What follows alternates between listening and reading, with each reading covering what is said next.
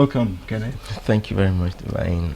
Greet you and greet our viewers this morning. Good to see you once again. And by now you probably know it all. Marriage counseling is a regular feature on Inside.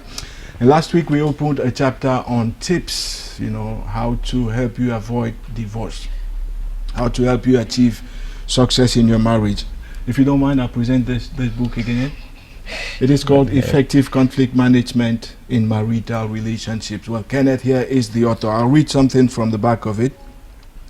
The family is the nucleus of society. At its very base lies this interesting but controversial relationship called marriage. Why controversial? Controversial because it is where you can easily have a lot of bliss, and it is where the third world war can easily generate. I was on point then. I was spot on when I said that from that home where you call your marital canopy, anything can happen, right? You smile because there's peace at home. And you transfer aggression because you argued with your spouse in the morning. Sure. That's correct. Sure. Yeah. I want to thank you once again for coming. So last week we started this this chapter on, well, it's not in the book. It's somehow incorporated. Okay. It's somehow incorporated because the reason for which conflict is supposed to be well managed is so for marital success to be achieved. So there's some of the things we've been sharing last week, which we're going to continue today and maybe in the subsequent editions of the program. Yes, of course. Are incorporated, right, but not in the same way we're sharing them, not in a systematic way to say. Right, because I look at every chapter in this book and all is about helping you stay out of trouble with your marriage, right?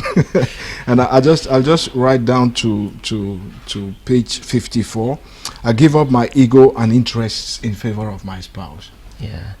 That is sacrifice, which we spoke of last week. Right. That for marriage to be marriage, there's supposed to be a lot of sacrifice. You need to trade off something to gain another. Not so many things. You have to trade off so many things to be able to achieve marital bliss. The reason being that when two people come together, it's no longer an individual functioning in his empire or her empire.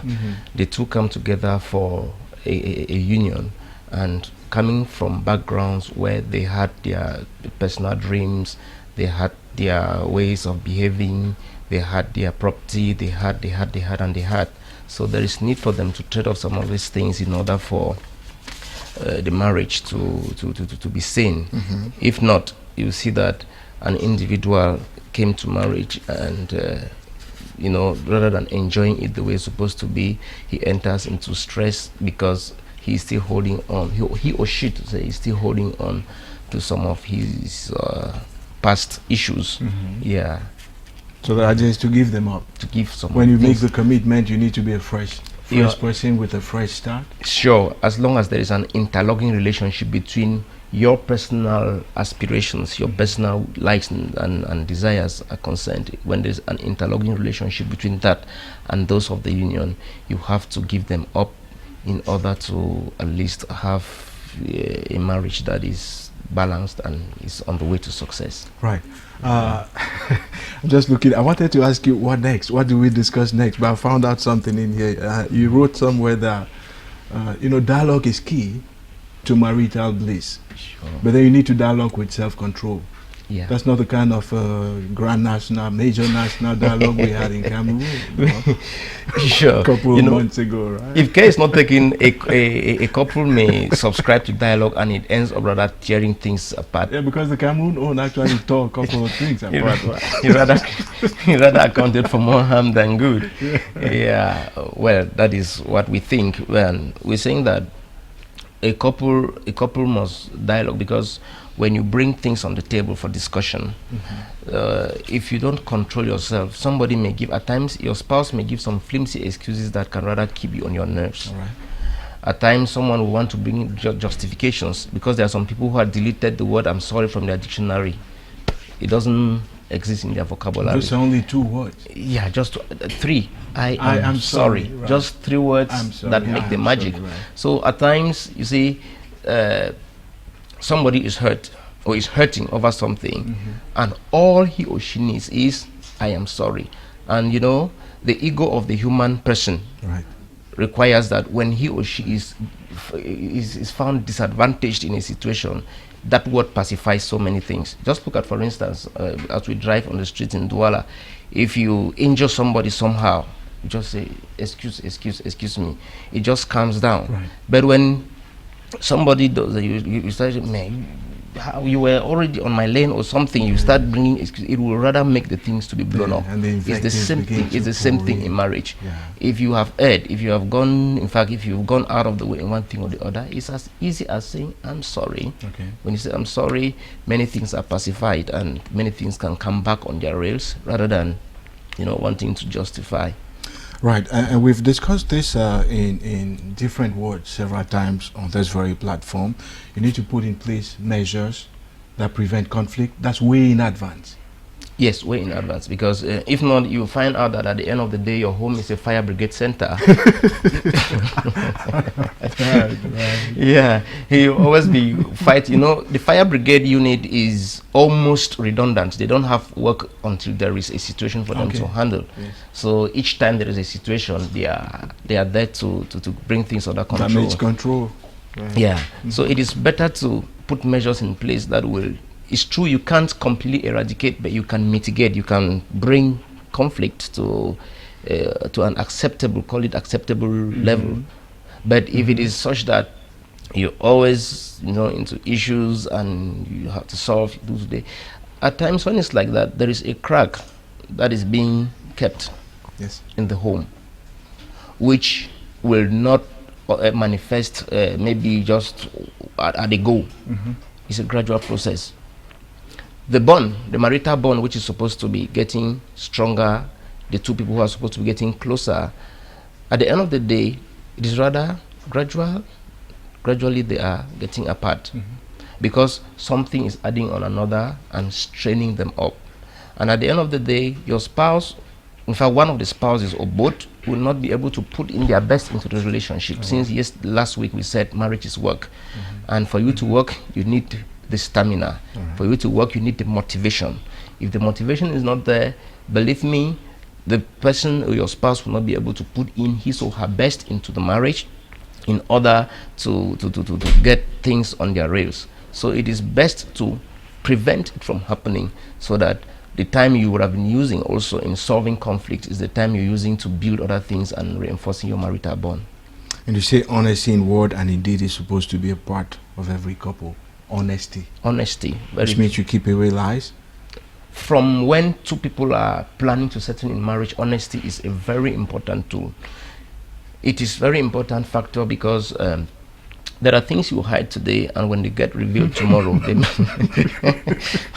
they mess you up big time. It's better to be honest. I used to say it is better ahead of time. Whatever challenge you're going through, it can be health, it can be a spiritual problem, it can be, bring it to the table.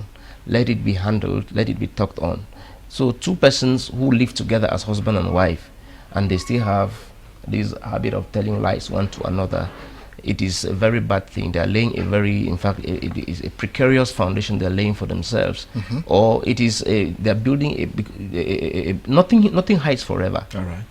When you keep telling me lies, at a certain point, I will find out that they're telling me lies. And as I've said, the human being does not want to be taken advantage of. If you discover you've been taken advantage of as a human being, the next thing will be that you want to revolt or you will withdraw. You will not say, okay, if that be the case, since I was open to you and you weren't open to me, I also decide to no longer be open to you. And such a home is never the best, because you will see that at the end of it all, somebody might be building his or her financial empire in the background, because they discovered that each time madam takes money to the market, there's a part she gets. Short-changing.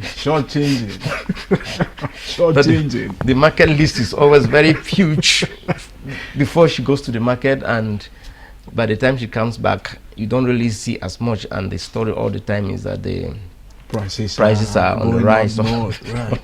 So at the end of the day, the man will feel cheated upon, and it's the same thing. Even emotionally, when a spouse discovers that you are cheating on him or her, in fact, even if not into an extramarital relationship, just emotionally, it gets the other person on his or her nerves, and it is never a good thing for a home.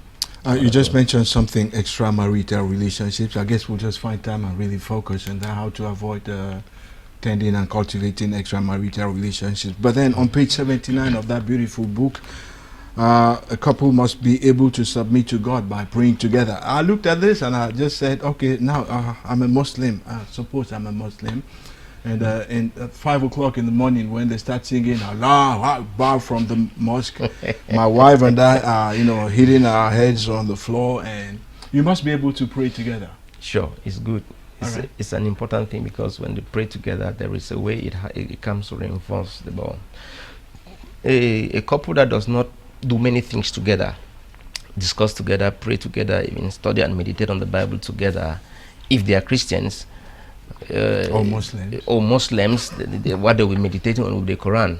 Right. Yeah, when they don't undertake some of these actions together, the tendency will be that they'll be drifting apart, one from another. But when they do it, it keeps them more united. It keeps them closer one to another. And the reason for what you choose that point there is a very important one. The sum of all of these things we're talking of, they are founded on God's grace, God's help. If you do all of these things and you keep God out of your marriage, you keep God out of your life, you would have just been laboring in vain. Because on your own, you may be doing it because it needs two people. You may be doing it and then your spouse does not have the response. At a certain point, you'll be tired. And when you're tired, the natural tendency will be for you to start behaving in an upset way. And when you start behaving that way, the person will either accelerate towards the wrong direction he or she was moving, and it will just make the whole thing rumbled up, confusive, and very uninteresting. And those are some of the things that end up getting people into divorce. I thought you were going to wrap up on that point, and I say this with a smile because Kenneth here is everything. He's a banker, he's an author, that's clear proof, right? He is a motivational speaker, and above all, he is a preacher. Thank you for coming. It's my pleasure. When do the next copies come out?